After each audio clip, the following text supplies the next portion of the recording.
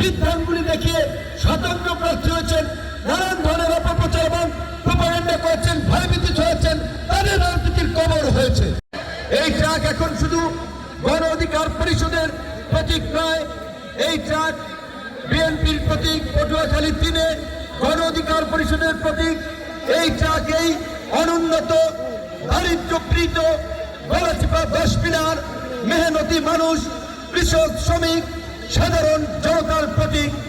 আমাদের যে লক্ষ্য উদ্দেশ্য, আমরা বারবার বলেছি, কৃষি প্রধান এই চরাঞ্চল, এই গলাচিপা 10 মিনার, আপনারা জানেন এই চরগুলোতে তরমুজ দিতে গিয়ে, ধান উৎপাদন করতে গিয়ে কৃষকরা রাজনৈতিক হয়রানির শিকার হয়, রাজনৈতিক নেতৃবৃন্দের দ্বারা জুলুমের শিকার হয়, মাছ ধরতে গিয়েও চান্দা দিতে হয়, ধান এবং তরমুজ ট্রলারে করে ঢাকায় নিত, পদে পদে চান্দা দিতে হয়। ভিন্ন মতের রাজনীতির কারণে মানুষকে হয়রানির শিকার হতে হয়।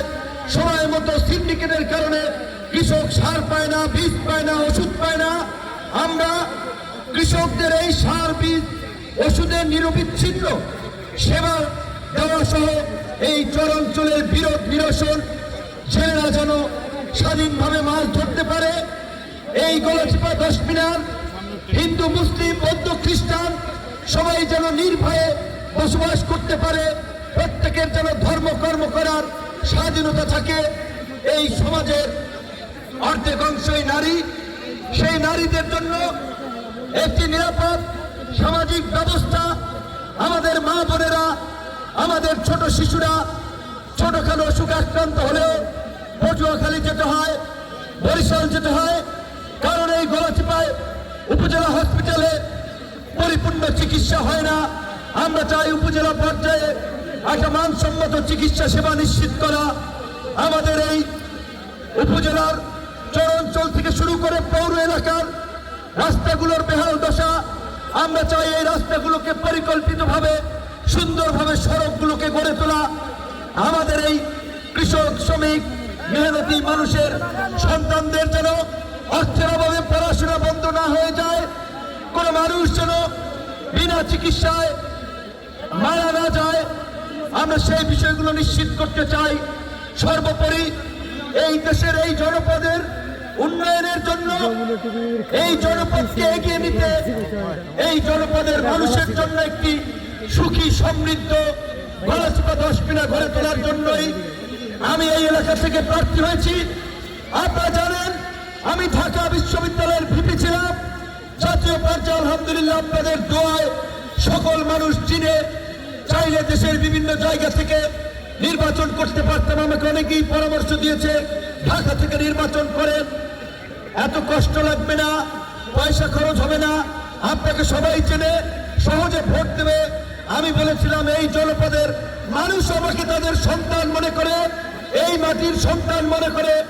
আপনারা জানেন আমি ছাত্রদের অধিকার আদায়ের জন্য 2018 সালে সেই কোটা সংস্কার আন্দোলন থেকে কৃষকের অধিকার, শ্রমিকের অধিকার, গার্মেন্টস কর্মীর অধিকার কিংবা মানুষ যখন অন্যায় বিচারের শিকার হয় সেটার প্রতিবাদ করেছি, মজলুমদের পক্ষে কথা বলেছি এবং সেই কথা বলতে গিয়ে অসংখ্যবার রক্তাক্ত হয়েছি, হামলার শিকার হয়েছি, কিন্তু জীবনে কাউকে কারো বিরুদ্ধে কোনো মামলা দেই নাই, কারো বিরুদ্ধে কোনো হামলা করি নাই, কাউকে কোনো কটু কথা বলি নাই, কারণ আমরা প্রতিহিংসা, প্রতিশোধের রাজনীতিতে বিশ্বাস করি না।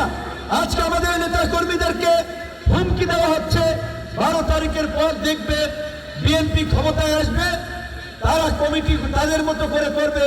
আমি একটা কথা আপনাদেরকে বলে চাই, বিএনপি রাজনীতি করে দেখেছেন তো, তারেক রহমানের সিদ্ধান্তকে বিধানগুলি দেখিয়ে স্বতন্ত্র প্রার্থী হয়েছেন, নানান ধরনের অপপ্রচার এবং প্রোপাগান্ডা করেছেন, ভয়ভীতি ছড়াচ্ছেন, তাদের রাজনীতির কবর হয়েছে।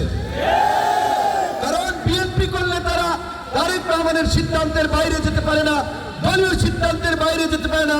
আজকে আমাদের এখানে একজন নেতা দেখেছেন 2018 সালে গোলাম মাওলা রনি ভাইকে দিয়েছে, অর্থাৎ তার সেই যোগ্যতা না থাকার ফলেই 18 সালে রনি ভাইকে দিয়েছে, এইবার আমাকে দিয়েছে। তিনি হিংসা বিদ্বেষে মানুষকে ভয়ভীতি দেখিয়ে, হুমকি ধমকি দেখিয়ে, আমি শুনেছি ওই চর বোরহানে, ওই চর কাজলের আপনার ওই কপালবাড়া, এই বাংলার চর, এই গলাচিপা 10 মিনার বিভিন্ন এলাকায় মানুষকে ভয়ভীত হুমকি দেখাচ্ছে। আজকে এসপি সাহেব নিজে এসেছে, উড়ানিয়ে দিয়ে গিয়েছেন। আজকে চরমোড়ানে আমাদের সেনা সদস্যরা গিয়েছেন। কাজী নিজেকে যদি কেউ হলু ভাবে তাদের পরিণতি ভালো হবে না। প্রশাসন আপনাদের কিচ্ছু বলা লাগবে না, আপনারা প্রমাণ রাখবেন, অডিও ভিডিও রেকর্ড রাখবেন, প্রশাসন তাদেরকে দমন করবে। যারা নির্বাচনের পরিবেশকে নষ্ট করতে চায়, মানুষকে ভয়ভীতি দেখিয়ে মানুষকে নির্বাচনী কার্যক্রম থেকে বিরত রাখতে চায়, এই সমস্ত দুর্বৃত্তদের জন্য বর্তমান প্রশাসনই যথেষ্ট। আপনারা জানেন অন্তর্বর্তীকালীন সরকারের প্রধান উপদেষ্টা ডক্টর ইউনূস বিভিন্ন রাজনৈতিক দল বারবার বলছে আগামী নির্বাচন বাংলাদেশের জন্য একটি গুরুত্বপূর্ণ নির্বাচন, জনগণের ভোটে জনপ্রতিনিধি নির্বাচিত হবে। আমি মনে করি বিএনপি আমাকে অফিসিয়ালি সমর্থন দিলেও শুধুমাত্র বিএনপির ভোটেই জনপ্রতিনিধি হওয়া যাবে না। দলমত নির্বিশেষে আওয়ামী লীগ, বিএনপি, চরমোনাই, জামাত সকলের সমর্থন নিয়ে এই জনপদের সন্তান হিসেবে আপনাদের অধিকারের জন্য, বাংলাদেশের মানুষের অধিকারের জন্য আগামী 12ই ফেব্রুয়ারির সংসদ নির্বাচনে আপনার ডাক মার্কায় ভোট দিয়ে আমাকে যদি জয়যুক্ত করেন, আমি আপনাদেরকে অঙ্গীকার করতে পারি আমার জীবনের শেষ রক্তবিন্দু থাকা পর্যন্ত শুধুমাত্র আপনাদের কল্যাণ নয়, এই দেশের মানুষের কল্যাণে আমার জীবন উৎসর্গ করব। আমার বাবা কোনো শিল্পপতি নয়, বড় রাজনৈতিক নয়, সাধারণ পরিবার থেকে উঠে এসেছি।